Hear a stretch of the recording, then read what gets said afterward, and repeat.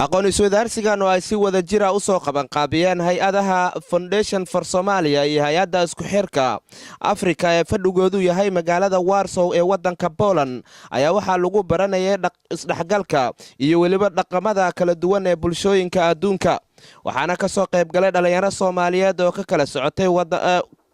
socotay wadamada Holland iyo Finland ayadoo sidoo kalena qayb ay ka ahaayeen dhalinyaro Soomaaliyeed oo ku dhaqan wadankani Poland iyo waliba dhalinyaro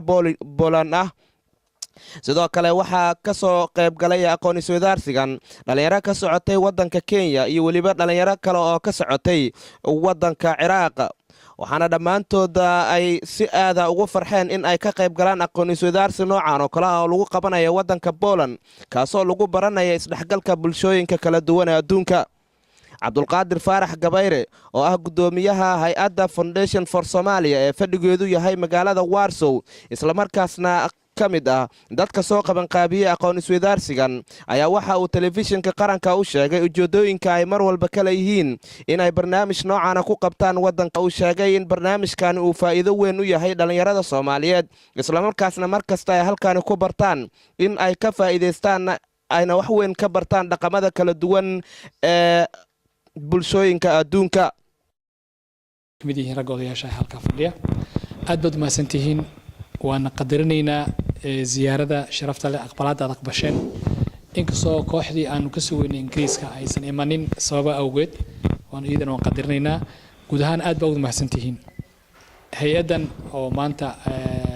martigelisay Foundation for Somalia iyo hay-adan la yiraahdo Foundation Africa Connect oo ah hay'ad nin Afrikaan u leeyahay oo nala shaqeysa anagoo aanu ku bixino oo programkan iyada soo abaabushay si fursada inaanu la qabanno oo aanu isugu yeerno dadka ajnabiga nooc kasta hadane iyadoo halkan nagala fadhiyaan dad ka socda Ciraaq nagala soo fadhiyaan Poland dad Polish ka socda ay nagula jiraan Kenyati wala badayahay marka sidaa daraadeed waxa uu soo dhawaanaysaan waan aad ban maartay ku mahad celinaya mar kale James Omolo oo ah gudoomiyaha isku xirka hay-adda Afrika oo asnaas furitaanka seminaarkan ka hadlayay ayaa waxa uu si aad ah u soo dhaweeyay dhalinyaradii kala duwanaa ee seminaarka ka qayb galaysay iyadoo gaar ahaan si weyn uu farta ugu fiiqay dhalinyarada Soomaaliyeed oo uu sheegay inuu ku faraxsan yahay in barnaamijkan ay kala qayb galaan ma ahan markii ugu horeysay oo barnaamij noocan lagu qabto wadanka Poland isla markaasna ay soo qaban qaabiyaan hay-adahani gaar ahaan hay-adda Foundation for Somalia ee fadhigeedu yahay magaalada Warsaw ee wadanka Poland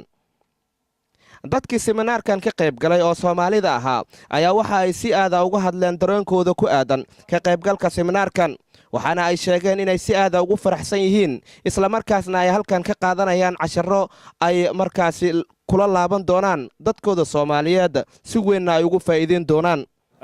bismillaah assalaamu calaykum waraxmatullaahi wabarakaatuh magacay waxa la yiraahdaa Saciid Jaamac Guuleed waxaan ka imid wadanka Finland caasimadiisa Helsinki maanta waxaan joognaa magaalada Warsaw caasimadda wadanka Poland halkan waxaan u nimid seminar ama kulan ay qaban qaabisay ururka la yiraahdo Somali Foundation xaruntiisu tahay magaalada Warsaw oo aan suumaadan ka helnay kaasoo ujeedadiisu tahay in ay halkan isugu yimaadeen jaaliyado kala duwan oo ka kala socda Yurub oo markaas ayagu halkan isugu yimid inay kala faa'iideystaan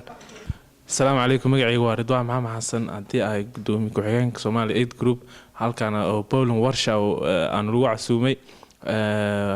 waxaana ka hadlayna oo kamid ah dhaqamada kala duwan oo sida hadii urur tahay dadka lagu dhaqmaysid wadamada kale waxaana soo qayb galay wadamada oo kamid ah Holland Finland Holland Ingiriiska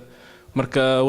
Abdullaahi Maxamed Xuseen Taajirow telefishinka qaranka Warsaw Poland